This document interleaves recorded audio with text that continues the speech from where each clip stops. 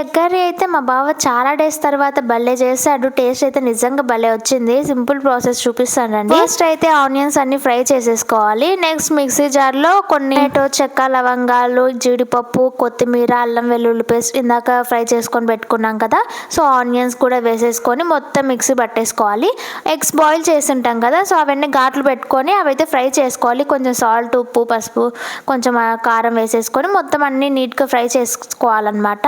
అవన్నీ ఫ్రై అయిన తర్వాత తీసి పక్కన పెట్టేసుకొని మనం ఇందాక మిక్సీ పట్టేసుకున్నాం కదా, సో అదే ఆయిల్లో మొత్తం అన్నీ వేసుకొని అందులోనే కొంచెం కారం, ఇంకా పసుపు, గరం మసాలా, ధనియాల పొడి, ఇంకా జీలకర్ర, ఉప్పు, ఇంకా లాస్ట్లో కొంచెం బిర్యానీ ఆకు, ఇంకా కావాల్సిన కొన్ని వాటర్ అన్ని యాడ్ చేసేసుకొని అది మొత్తం మగ్గనివ్వాలన్నమాట. ఇదైతే ఫ్రెష్ క్రీమ్ కొంచెం గడ్డ కట్టిపోయింది, సో అందుకే అలా ఉంది.